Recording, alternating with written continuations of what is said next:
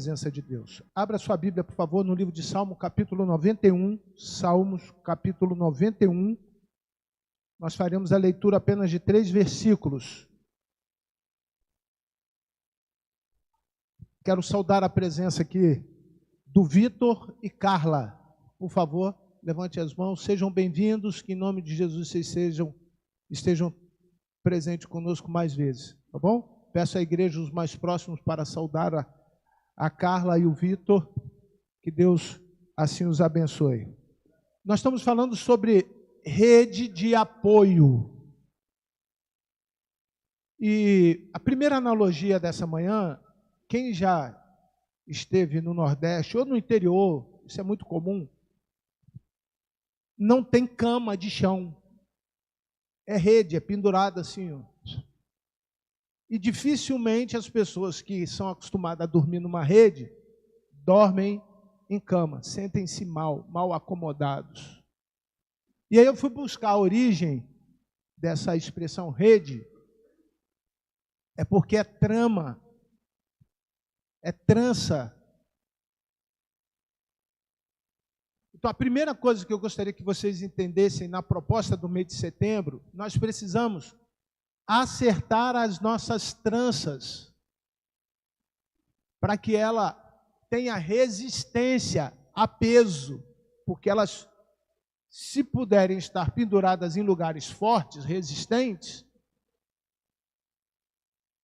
elas poderão nos dar uma boa acomodação. Então vamos tentar pegar agora a analogia e ver no nosso dia a dia. Se nós temos amigos, a rede, que colocados, presos aos principais pilares, nós podemos resistir com mais facilidade às nossas dificuldades pessoais, nós podemos ter conforto, podemos descansar com mais facilidade. Então é importante a rede para descansar. A proposta é nós criarmos essa rede de relacionamento. E os relacionamentos passam por 3 pilares. Qualquer relacionamento, eu, você e nós. Não se tem um relacionamento eu. Isso é chamado de individualismo. Quando é eu, tudo para mim, é egoísmo. Quando eu penso só eu e me dá bem, aí vai para outras coisas piores do que vocês possam imaginar. Então, você, não tem relacionamento sem você. É igual diálogo. O que é isso? 2 pessoas falando. Monólogo é uma pessoa falando. Se queremos construir uma relação com alguém, precisamos deixar as pessoas falarem. Então, a construção dessa rede passa por mim, por você, e aí, quando juntam essas 2 coisas, irmão, isso é fenômeno sociológico. Tem conflito. Isso é estudado, tá? Isso é ciência. Tem conflito. Onde tem 2 pessoas ou mais pessoas, tem o quê? Conflitos. Tem conflito na tua casa? Tem conflito na tua casa? Tem conflito no seu trabalho? O que é conflito? Diferenças. Dificuldades de ouvir. Interferência na comunicação. Você fala uma coisa, outra pessoa fala outra. Eu, particularmente, já desisti de mandar recado pelo WhatsApp. Eu não entendo o que o cara quer dizer, porque eu não vi ele falar. Eu não ouvi ele falando. Então eu falo assim, vamos falar pessoalmente. Ah, não posso, então faz a vídeo. E aí pelo menos eu te vejo, estou ouvindo você falar.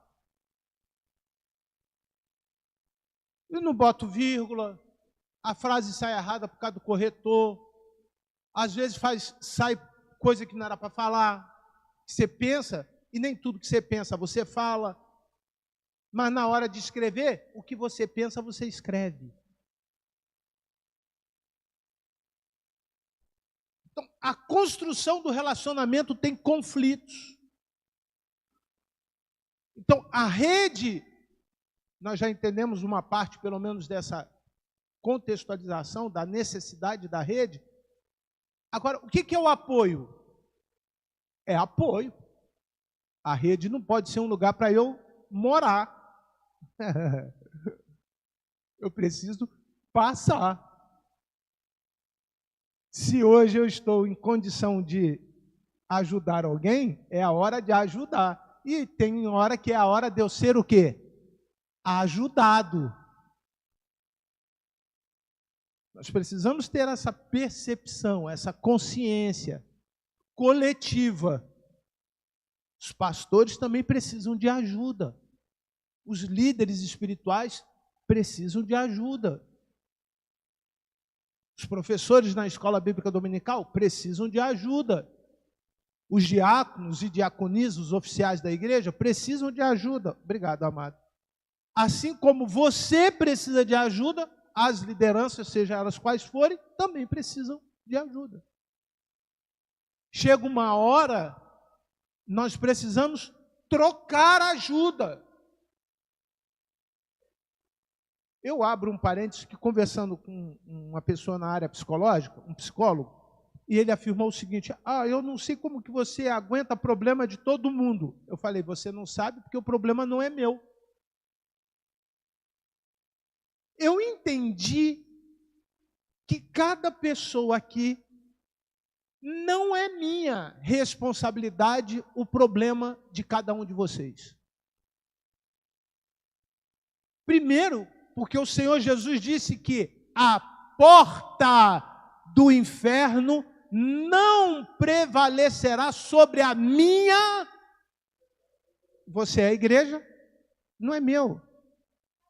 Você é do Senhor. Então, o seu problema também é de quem? Do Senhor. E aí ele perguntou: então, o que você faz? Eu ajudo essa pessoa a chegar até o Senhor. Através da oração, através da leitura bíblica, através da comunhão, através das palestras, através dos sermões, dos nossos cultos, né? Nós só conduzimos as pessoas. Porque se absorvermos o problema delas, nós vamos ficar doentes. A gente morre.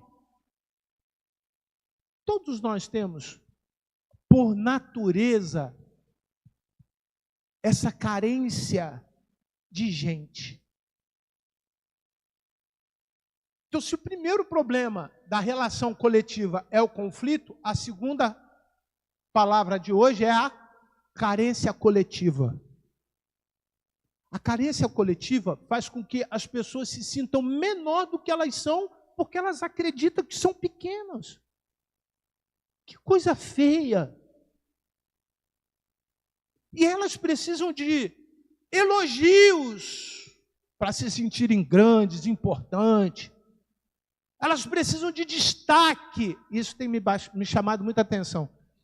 Hoje, já está, estou comunicando aos irmãos, eu finalizei um trabalho que foi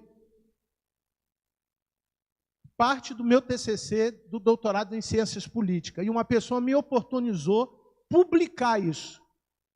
E o título desse livro vai ser A Igreja Contaminada pela Política. Tem um capítulo que fala que o que estragou a igreja brasileira é você trazer a política para dentro da igreja. Mas eu não quero pregar sobre isso, quero falar sobre rede de apoio. E aí a falta de consciência, de limitação dessas pessoas, e por causa da carência dessas pessoas, você vê lideranças evangélicas vendendo tudo para o curral eleitoral dela. Você consegue enganar as pessoas com muita facilidade, dizendo que é um oficial de Deus, um anjo de Deus. Vocês vão ver nesse texto, inclusive no Salmo 91, escrito por Moisés, no período em que o Êxodo, o pessoal estava lá no deserto, passando pelas pragas do Egito. Aí Deus dá essa percepção de apoio a Moisés. Vocês vão entender isso. Mas eu vou voltar o ponto um pouquinho para trás aqui. E aí, essa carência faz o homem comprar o que não precisa para se sentir grande. Tem um amigo que tem cabelo branco. E eu sou louco para ter o cabelo branco igual o irmão Cesário, assim, todo grisalho. Eu acho que eu vou ficar bonitão. Igual o irmão Cesário. Assim, de vez em quando igual o irmão Antônio, irmão Amândio. Mas tem muitos irmãos, igual o irmão Jabes. Olha lá o irmão Jabes. Olha o bigodão do irmão Jabes. Branquinho. JR também. E aí eu tenho um amigo que tem aproximadamente a minha idade e ele pinta o cabelo. Ele pinta o cabelo, ele não gosta do cabelo branco. Ele, não, me deixa velho. Eu falei, mas vai mudar a tua idade? O cabelo branco muda a idade? Se está preto ou roxo ou amarelo, muda a idade? Pintei, em vez de ter 54, eu vou ter 30. É assim? Claro que não. Mas nós precisamos... Ó, o Ramon também já está cabelinho na régua. Nós precisamos de autoafirmação toda hora. Então, a nossa carência gera a terceira palavra, competição. Ó, qual é a primeira palavra? Parte introdutória do sermão. Qual é a primeira palavra? Conflito. Qual é a segunda? Carência. Qual é a terceira? Competição. Aí a gente começa a competição. Um querer sendo melhor do que o outro. Isso é inconsciente, tá? Ninguém fala assim, hoje eu vou lá na porta brigar com os meninos que estão na porta. É inconsciente. Você chega, está todo mundo em paz lá, você senta lá e começa. O problema.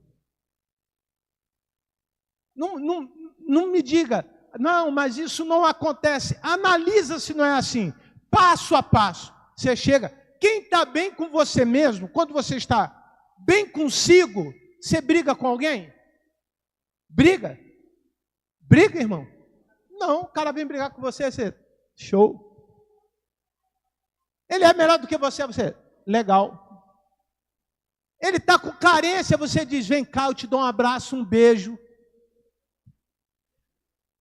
Mas quando você está para baixo, irmão, não tem nada que faça você ficar bem com alguém. Entende o que é uma rede de apoio? É nós encontrarmos nessa relação coletiva um mecanismo para que nós nos ajudemos. Eu conheço a mim mesmo através das ações em que eu pratico para as pessoas. E o que Deus falou a respeito disso? Se eu digo que amo a Deus, eu preciso amar quem? Quem? Quem? É meu irmão, primeiro.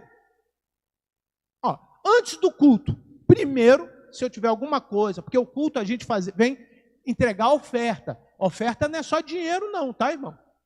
Hoje, por exemplo, nós entregamos uma casa, um casamento. Entregamos ao Senhor. Os irmãos entregaram a sua oferta designada à ajuda da Bíblia. Os irmãos trouxeram seus dízimos. Outros irmãos, os que servem ao Senhor com o seu trabalho, igual o irmão que me traz o suco, está entregando ao Senhor a sua oferta de trabalho. Existem diversas formas de entregar a oferta. Concordam comigo? Amém? Só que se eu tiver mal com meu irmão, essa oferta não é aceita pelo Senhor. Como é importante você estar bem com seu irmão. Eu não estou falando estar bem com o teu cachorro. Estar bem com o seu esposo. Estar bem com o teu filho, porque eu acho que isso é obrigação, tá?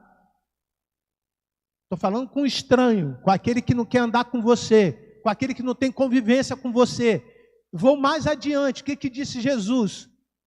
Com aqueles que não gostam de você, que são nossos pseudos, falsos amigos ou inimigos. Quer viver um cristianismo de verdade? Comece assim. Pergunta quantas pessoas na hora da aflição estão lá junto com você. Faz uma lista de nome. Não é para pedir, é para você entregar. Não é uma lista, esse aqui se eu pedir vai me dar. Esse aqui se eu pedir, esse aqui é pão duro, não vai me ajudar em nada. Esse aqui se eu morrer ele vai levar flor. Esse aqui vai levar problema. Faz uma lista. Pensa quantas pessoas você tem hoje, rede, relação, em que você pode contar 10 minutos da tua vida para ele. Eu vou baixar 5 minutos. Eu vou baixar 3 minutos. Que ele vai guardar aquela informação. Faz a listinha. Próximo domingo, você volta com a listinha. Você vai ver que tem pouca gente no seu relacionamento. Isso que nós falamos aqui era o que Moisés identificou no povo de Israel quando ele recebeu do Senhor este salmo. Pastor, mas os salmos não foram escritos por Davi? Nem todos. O 91, por exemplo, não. Salmo de Moisés. O que estava acontecendo naquele momento? O povo de Israel estava escravo. Estava passando num período em que estavam convivendo com as 10 pragas. Com as pragas do Egito. E Moisés precisava de apoio. Eu vou ler o texto, porque são apenas 3 versículos, o total são 16, se eu não estiver enganado, Salmo 91, e as outras partes eu vou falar no domingo à noite, na quarta-feira, e encerrar então o estudo do Salmo 91. Esses 3 primeiros versos diz assim, leiam comigo, por favor. Aquele...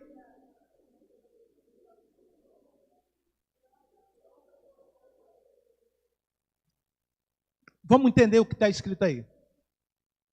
Habitação não é um lugar onde você passa. É um lugar onde você mora. Rede de apoio é um lugar onde você passa. Não é um lugar onde você mora. Estão entendendo a diferença? Sim ou não? Estão entendendo a diferença? Nós estamos propondo a igreja criar uma rede de apoio com psicólogo, terapeuta ocupacional, nutricionista, orientações diversas, profissionais do segmento de saúde, para ajudar você. Mas a rede de apoio é um lugar que você passa. Deus está falando para a igreja assim, existe um lugar onde você tem que habitar. Existe um lugar onde você precisa morar. Existe um lugar onde você precisa criar raiz. Existe um lugar onde não é outro lugar melhor do que você poder escolher estar. Aonde é? Aquele que habita no esconderijo do Altíssimo. Você tem um lugar para se esconder. Você não precisa ficar escondido, mas você tem um lugar para se esconder.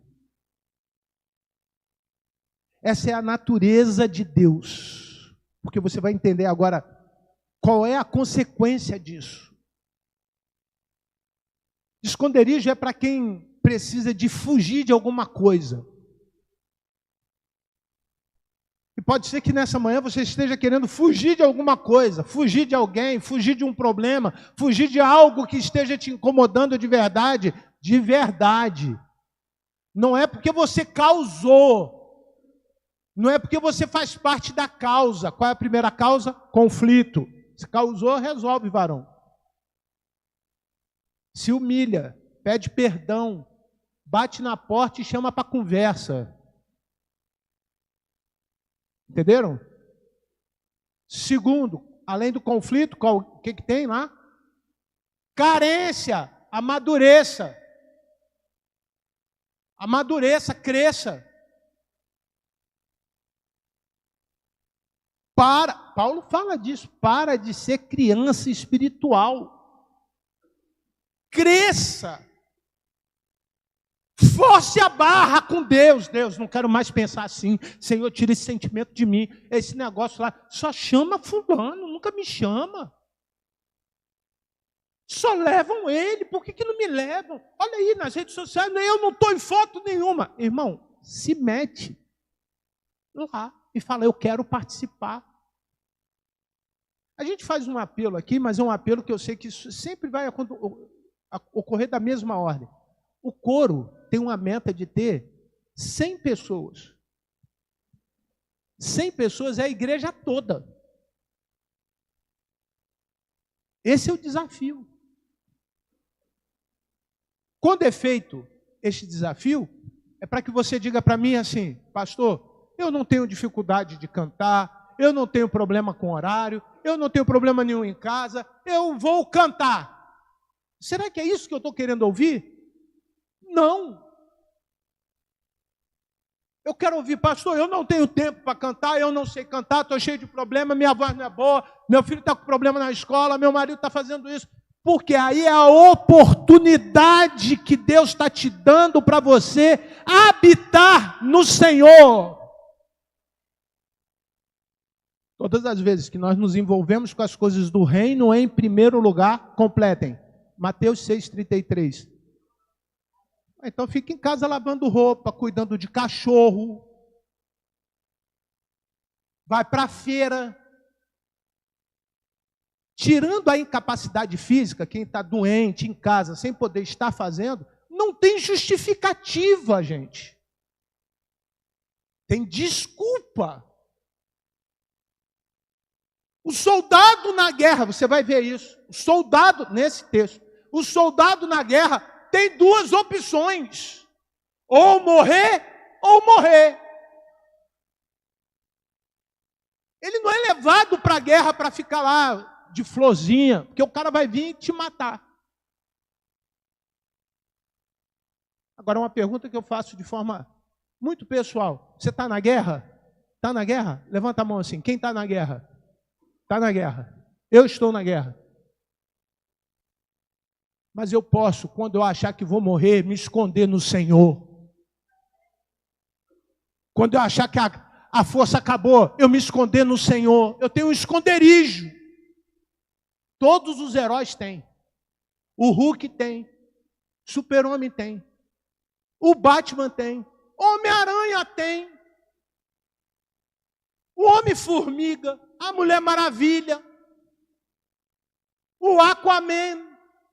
Lembra de um aí? Lembra de um? Lembra de um outro que eu não falei?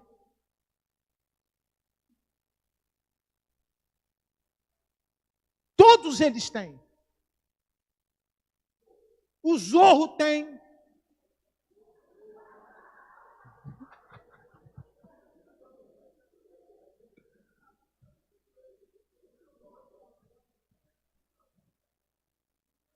Se todos eles têm um esconderijo, o que Deus pensou para a igreja? Eu também vou dar, aleluia, um lugar para que os meus heróis possam se esconder no tempo que eles mais precisarem. Esse lugar chama-se o Senhor. Todos nós precisamos deste lugar. E aí ele conduz a gente, ele diz assim, esse lugar, quem que está lá? O Altíssimo, que faz a gente descansar debaixo da sombra do Onipotente. Não há lugar melhor do que estar num lugar onde tem um Deus que é forte, poderoso, e nenhum outro Deus é igual a este Deus. Esse é o teu Deus. E olha que as pragas do Egito continuam. Eu tenho uma tese em relação a isso. Tá certo? Essas pragas continuam hoje.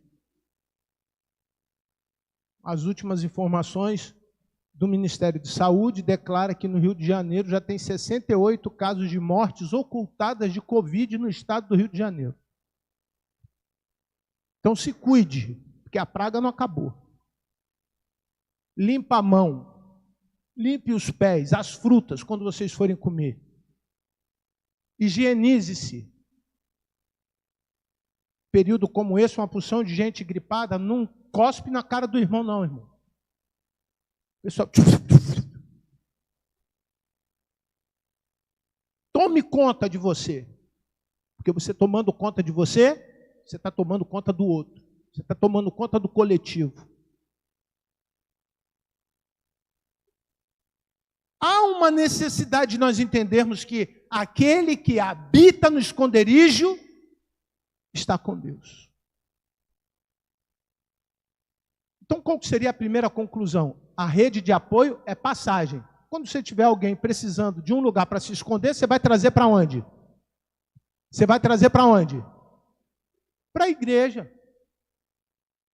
Só que a gente quer levar para passear. A gente substitui o que dá certo por uma tentativa paliativa. Compra uma passagem agora para a França, que está em baixa, agora está valores pequenos, na CVC, procura o irmão Nilton, que ele vai te orientar, você vai para lá 15 dias, está R$ 326 em 24 meses, mais 100 euros de bônus. Pronto, vai para lá.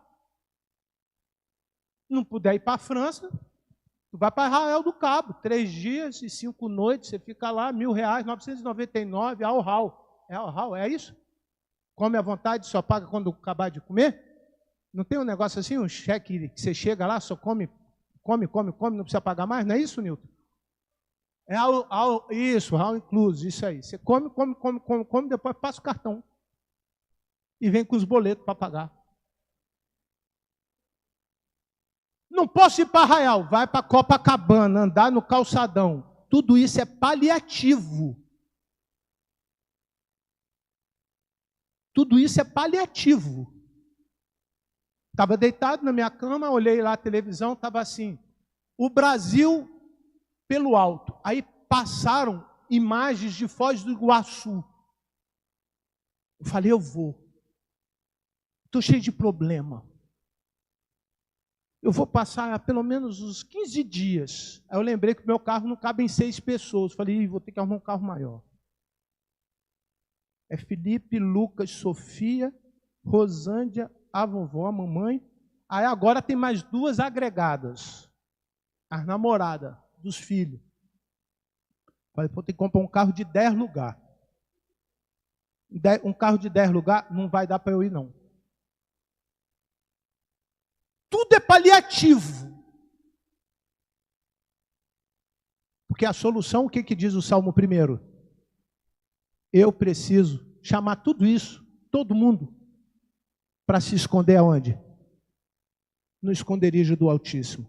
Aqui é a solução. Está compreendendo, igreja? Você concorda com isso?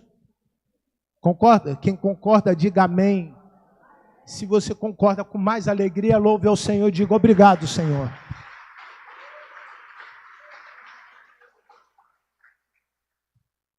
Segunda coisa, verso 2. Agora o processo de tratamento. O que Deus faz quando eu chego aqui? Olha lá. Diz ao Senhor, diz quem? Eu que tenho que falar. Então a primeira coisa que a gente consegue entender, quando a gente tem que estar na igreja, a gente tem que estar orando. Cara, não é outra coisa. Não é outra coisa. Hoje, quando eu pensei no que ia falar, eu falei, cara, eu vou trazer problema para muita gente, porque tem tanta coisa, que você fica aqui em cima, as pessoas estão fazendo, falando. Aqui é lugar para orar. E não precisa botar plaquinha silêncio, não, porque é lugar para orar, porque está ali escrito, diz ao Senhor. Qual é a primeira coisa que eu preciso fazer quando eu chegar aqui? Orar. está em oração. Agora vamos às 3 palavras que nós falamos inicialmente. Qual é a primeira? Conflito. Você em espírito de oração, dá tempo de você entrar em conflito com alguém? Responda, igreja, por favor. Claro que não. Qual é a segunda palavra? Além de conflito? Carência. Irmão, se eu estou em oração e eu estou carente, quem que está alimentando a minha alma? Quem que está alimentando a minha alma? É o Senhor. Eu não estou alimentando a minha alma, porque a gente alimenta a alma ouvindo as coisas, tá, irmão? O que aconteceu na casa de um, o que foi o final de semana do outro, o que vai acontecer terça-feira. Você sabe o que vai acontecer quinta-feira? Eu não sei nem se eu estou vivo. Não sei nem se amanhã eu vou acordar. Estou nada preocupado com quinta-feira. Sabe que dia que é quinta-feira? Dia 12. Eu sei, cara. Mas você sabe quantas agendas você tem dia 12? Cara, eu sei, cara. Eu não estou preocupado com nada. Eu estou preocupado com hoje. Porque o amanhã pertence ao meu Deus. Eu quero agora. Porque aquilo que eu não ganho agora, Deus vai me dar. Eu preciso ter consciência de que essa carência, Deus vai suprir. E agora faço menção a um outro salmo, que não é o de Moisés, mas é o de Davi, no Salmo 23, e eu peço à igreja para recitar, com muita alegria. Creio que até quem não é crente sabe que está escrito no Salmo 91, que é o salmo mais místico da Bíblia. Qualquer um, macumbeiro, cara católico, espírita, budista, islamismo, todo mundo sabe. Bota a Bíblia aberta lá, parece que tem um amuleto. Mas não sabe usar. Que adianta a gente ter e não saber usar? Agora eu estou querendo ensinar você a usar. Quero ensinar você a usar. Chegou aqui, espírito de oração. Chegou alguém, algum irmão, com espírito de confusão, que você fala o que para ele? Vai orar, varão. Ele insistiu, porque ele está carente demais de atenção. O que você vai dizer para ele? Vai orar, varão. Ó, segunda vez. Então ele está lá. Ó, primeiro, qual é? Conflito. Segundo, carência. Qual é a terceira coisa? Competição. Aí, se ele vier a terceira vez, você vai falar, irmão, eu vou expulsar. Em nome de quem? De Jesus. Não dá tempo de glorificar, né? A igreja é batista mesmo. Ela não consegue entender que existe um Espírito Santo dentro de você, para que quando alguém chegar perto de você e você entender que está ali só para causar confusão, você vai falar para ela assim, olha, vai em nome de Jesus, porque eu quero estar aqui para a glória de Jesus. Eu não posso estar aqui para outra coisa. Não foi para isso que eu nasci. Não foi para isso que você nasceu. Essa é a fórmula.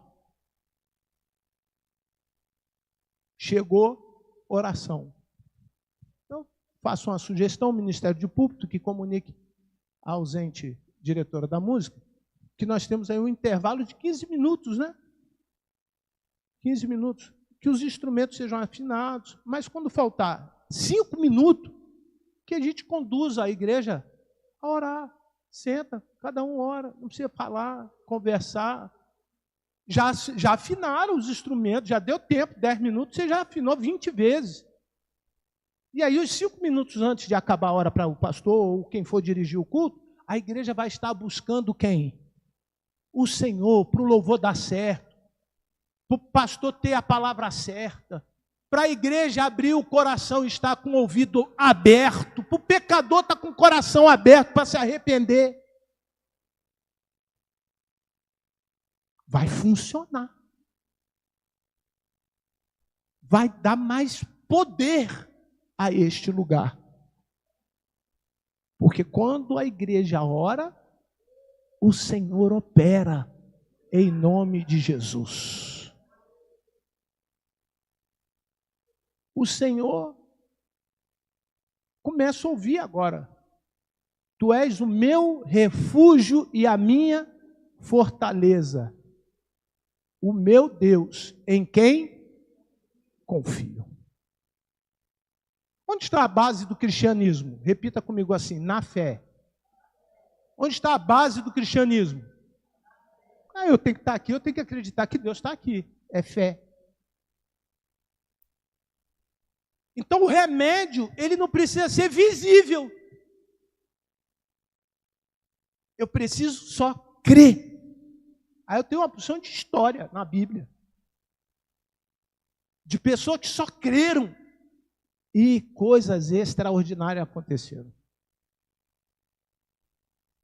Então a rede de apoio me leva a construir um hábito diferente. Hábito é roupa, tá? Eu me visto com isso, me adorno com isso, eu tomo isso como sendo a minha vestimenta, e agora eu tenho uma identidade. Agora nós nos parecemos. Nós somos comuns. Estamos vivendo em comunidade. Olha, agora está dando sentido. Agora eu sei o que é igreja. É uma comunidade de pessoas. Eclésia do termo grego, quer dizer, é a reunião de pessoas convertidas, mudadas, transformadas. Transformadas por quê? Porque tomou remédio. Remédio de quê? Do pecado. Porque o pecado gerava o quê? Qual a primeira palavra dessa manhã? Conflito. O primeiro grande conflito da raça humana é entre o homem e Deus. Depois entre o homem e ele. Ele mesmo, guerra. Todo dia a gente morrendo, matando os outros. Certo? Isso acontece também dentro da igreja, como uma estratégia do diabo para destruir o corpo. Mas o corpo tem uma cabeça, que é Cristo. E se é Jesus Cristo, quando ele manda o comando, o corpo reage de acordo com o comando do Cristo, do Salvador. Por que que é o Salvador? Porque esse corpo sem a cabeça morre. Morre. Se nós temos essa percepção, a fé precisa existir latentemente, abra um parênteses, de forma visível. As pessoas têm que estar aqui manifestando fé. Manifestar a sua fé, do seu jeito, é a liberdade que o Espírito Santo dá à igreja. Alguns conseguem manifestar a fé de um jeito que é diferente do outro, mas a gente sente. Você encosta do lado dele, você fala assim, o cara tá mesmo, tá ligado. Como também se encosta do lado daqueles que não estão ligados, você diz assim, tá ruim isso aí, esse cara aí tá precisando. Popularmente, em alguns lugares, as pessoas, quando elas são identificadas que estão precisando, elas vão nas chamadas sessões de descarrego. E descarrega aquela coisa ruim. É um método que as igrejas utilizam. Certo ou errado, eu não vou julgar o mérito. Isso aí é do Senhor. A igreja é do Senhor. Quem estiver fazendo certo, continue fazendo certo. Quem estiver fazendo errado, vai dar conta para quem? Para o Senhor. Mas você entende que você precisa confiar? Você já está no lugar onde precisa colocar em prática agora a sua confiança. Irmão, fiança quer dizer aquele que paga. Se você não pagar, os principais contratos, aqueles que são normais, tem lá 3 formas de você garantir um pagamento, ou pagando à vista, ou pagando a crédito, ou fazendo uma fiança. Um fiador diz, se ele não pagar, eu pago, eu garanto o pagamento. O que Deus está pedindo da igreja? Confia em Jesus, porque Jesus é a sua fiança. Se você não pode pagar, Jesus pode. Jesus pode pagar. Você compreende o que acontece no mundo espiritual? Nós esquecemos que temos um fiador e não confiamos na promessa daquele que é o nosso fiador. Quem é que pode pagar quando eu não puder pagar? Jesus. Ele pagou um alto preço. Jesus pagou um preço que ninguém aqui pode pagar, para que eu pudesse confiar nele. Ele não pagou só a dívida física. Ele não pagou apenas minha dívida na minha saúde emocional. Ele não pagou a minha dívida financeira. Ele pagou a minha dívida espiritual, porque foi causada pelo pecado. Dívida esta que só ele podia pagar. Então a pessoa chega num lugar onde ela tem duas coisas logo de cara, um esconderijo e um fiador. Qual é o lugar do mundo que você tem duas coisas que podem trazer a solução para a tua vida se não for a igreja? Não tem. Não tem. Você precisa olhar com mais carinho o que é este lugar para você. Você dá mais valor ao que é feito neste lugar para você. O que Deus faz neste lugar para mim? Porque este lugar é o lugar onde o Senhor habita e nós podemos habitar e confiar que aqui tem um fiador. Se você está devendo alguma coisa a alguém, meu irmão, confia no Senhor. Se você está devendo alguma coisa para Deus, confia no Senhor. Não fica preocupado com isso não carrega peso não.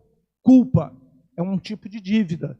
Remorso, um tipo de dívida. Mágoa, ressentimento, vingança. Meu irmão, às vezes as pessoas estão perto de você, mas com um espírito de vingança, querendo destruir tudo. São as tais chamadas pessoas tóxicas. Já ouviram falar sobre isso, né? Numa linguagem psicológica moderna, são pessoas que são tão ruins que você chegando próxima dela, você identifica. Essa aqui não dá. Essa aqui não dá. Mas são essas pessoas em que você precisa trazer para este lugar, porque nós confiamos no Senhor e o Senhor pode transformar a vida dessas pessoas. Você consegue entender isso? Você tem pessoas na sua listinha, aquela listinha lá, há 20 minutos atrás que eu falei com você, pessoas assim? Nomes. Tem alguns que eu sei até o CPF. Dá para entender? Você quer que Deus faça mais por você? Irmão, se coloca à disposição de Deus para fazer mais pelas pessoas. Moisés estava com o povo, assim como nós estamos aqui, passando por alguns desertos durante 30 anos aproximadamente, e a gente vê ciclos, né? As pragas se repetindo. Aí Deus vai e fala isso para Moisés. Moisés, eu sou o lugar onde você precisa habitar. E você precisa confiar.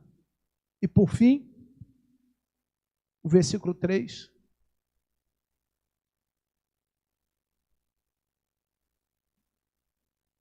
Eu vou ler até o 7, porque é um texto que me faz entender se eu lê-lo até o 7.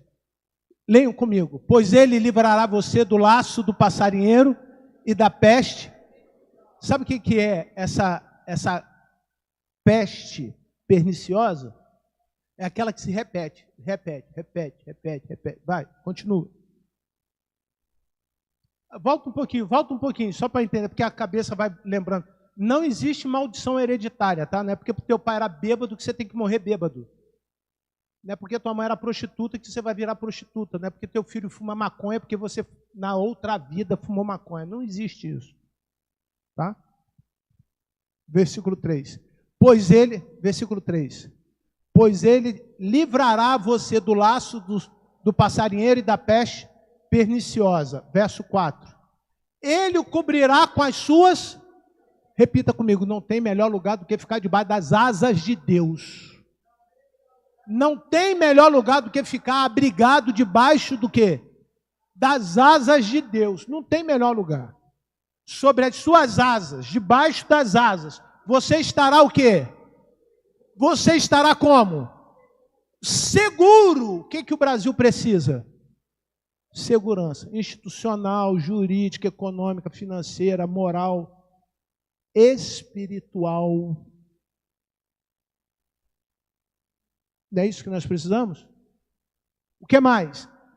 A sua verdade é proteção e escudo. Em uma outra linguagem, é escudo e broquel. Sabe qual é a diferença? O escudo, ele tinha quase que a altura de um soldado. Ficava logo naquela linha de frente. Mas era muito pesado, então ele não podia usar com habilidade. Era proteção de uma grande quantidade de pessoas. O broquel, normalmente, era um escudo menor que o cara, o soldado usava com a espada, e ele também podia usar para se defender e usar como arma. Então havia uma habilidade nisso. Então repita comigo assim: o escudo da igreja é o Espírito Santo. E o broquel é a sua palavra. Porque eu posso usar como arma. Eu posso usar como arma. Deus deu tanto a proteção para a igreja coletiva como para cada indivíduo. Olha como é bom estar na igreja. Pastor, estou deixando de viver. Tudo bem, que bom. Porque aí você vai viver quando morrer. Não, pastor, estou vivendo primeiro. Pode ser que você viva aqui e depois morra. Recebi um documento numa determinada língua que precisava traduzir. E alguém falou assim, entra aí no seu Google que tem lá tradutor. Eu peguei, copiei o texto e joguei no tradutor. E não traduziu. Falei, o meu tradutor está ruim. A pessoa foi lá, tem duas setinhas. Português, alemão, alemão, português. Estava em português, alemão. Então eu botei o texto em português. Como que vai traduzir português por português? Não vai. Ele apertou e mudou a direção. Então houve tradução. Irmão, prepara. Quando você está na igreja e não consegue entender a tradução que Deus está mandando para você, o recado que Deus está mandando para você, você tem que mudar o quê? A direção. Tem gente que está no lugar certo muito tempo, mas não está entendendo o recado de Deus. Está sem a direção, está na direção errada. Por que o povo de Israel passou pelo que passou? Estava ouvindo o que Deus falou, mas estava na direção errada. Sabe qual era a pior praga? Alguém já fez essa pergunta para si mesmo? Por que 10? Mas sabe qual foi a pior? Sabe qual foi a pior? Aquela geração morreu no deserto. Essa foi a pior praga. Porque eles não mudaram de direção.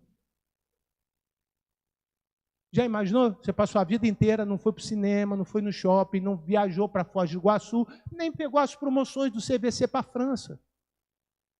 Tudo isso você dizia enganadamente no seu inconsciente que estava fazendo para a glória de Deus, mas a direção não era essa.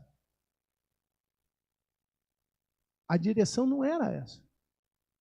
Não era esse sacrifício que Deus estava pedindo de você. Além de não comer das coisas boas, morreu sem desfrutar das coisas eternas. Porque eu posso fazer todas essas coisas, como diz o apóstolo Paulo, para a glória de quem? De Deus, desde que eu esteja na direção eterna. Desde que eu esteja na direção de Deus. Moisés ouviu, olha, eu sei que eu tenho uma proteção, eu tenho um escudo. Verso 5.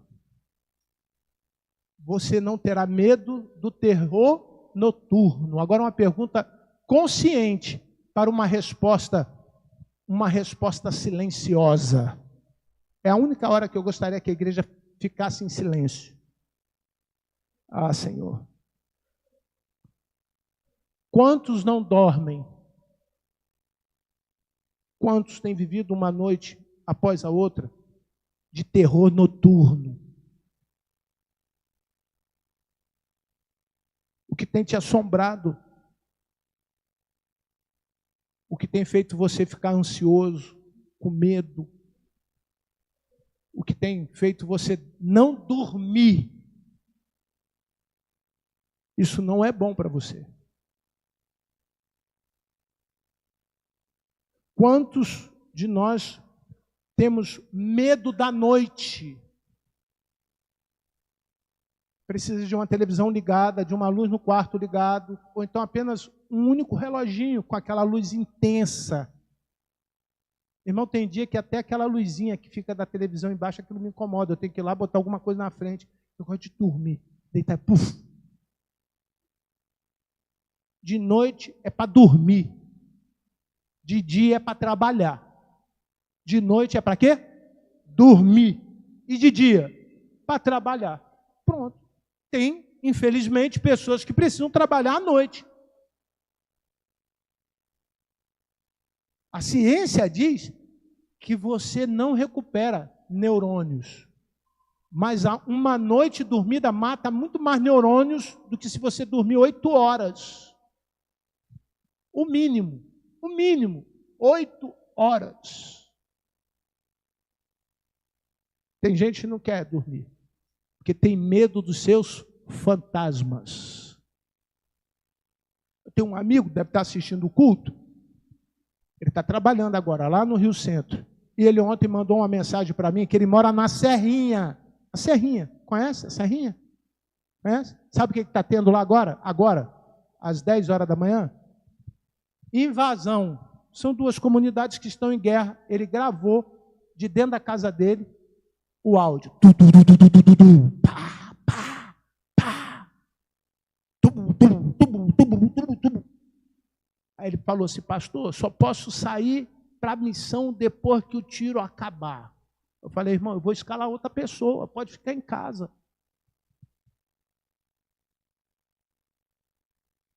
Pastor Ailton, da Assembleia de Deus, que nós já estivemos lá, e ele estará conosco num domingo aí pela frente. Ele falou: pastor, nós estamos orando, porque nós não admitimos, oh Jesus, que isso atrapalhe a promessa que Deus trouxe para a nossa casa, que nós iríamos descansar no Senhor. Dormir. Pode ser que tenha um baile desse maluco aí na rua que não deixe você dormir. Pode ser que tenha um vizinho endemoniado que não deixe você dormir. Pode ser que você, com várias outras razões, não esteja dormindo. Mas hoje, em nome de Jesus, porque neste lugar é o lugar onde Deus habita, neste lugar onde nós podemos buscar no Senhor. A igreja não está em oração para isso? A igreja não está em oração para isso? Você não está crendo nisso? Você não confia nisso? Quantos acreditam que nós podemos pedir ao Senhor para abençoar essas pessoas? Levante a sua mão. Glorifique ao Senhor e diga: Senhor, abençoe, Senhor Deus, a minha casa.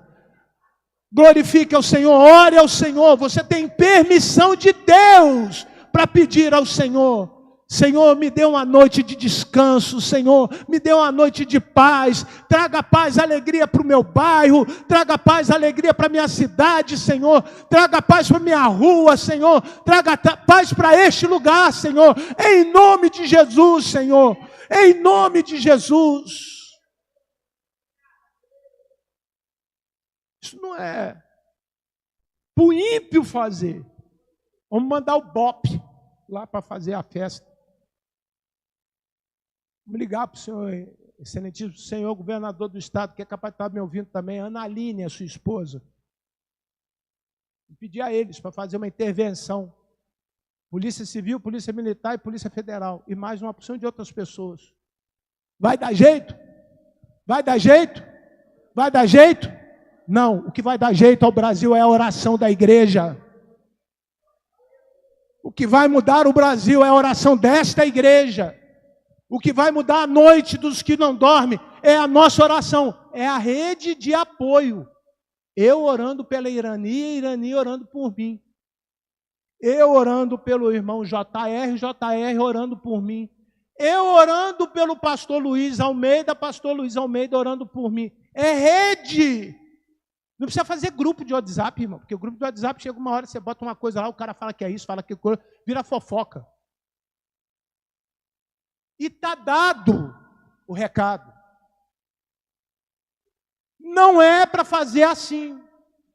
É para fazer aqui. É para fazer aqui.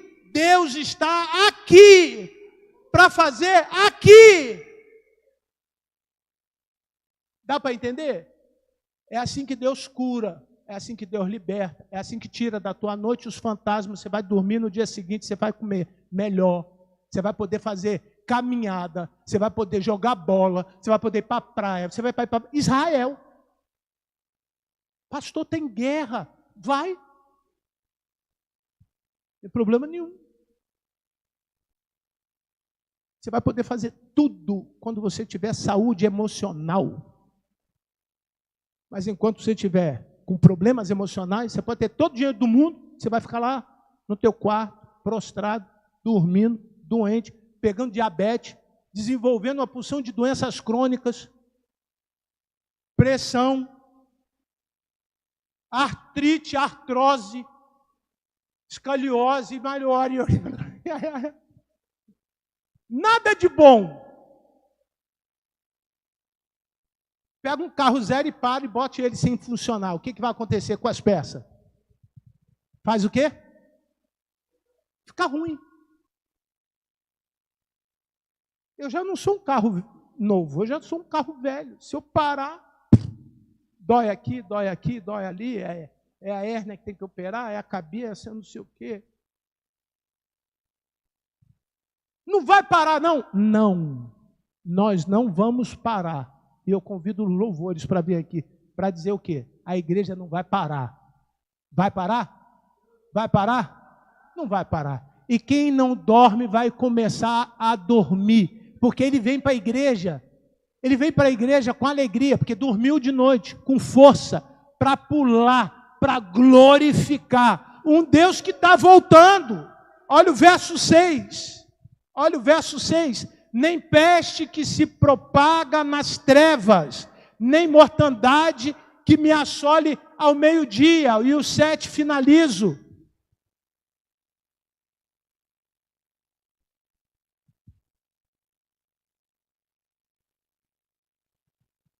Versículo 7. Leiam. Caiam 1000 ao seu lado e 10.000 à minha direita. Aleluia. Fica de pé, meu irmão. Fique de pé.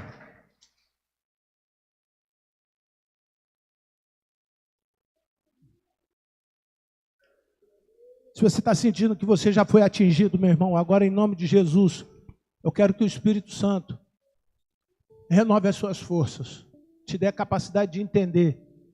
Conflito vai existir sempre, irmão. Carência vai existir sempre, meu irmão. E o que mais? Competição vai existir sempre. Se essas coisas vão existir sempre, eu preciso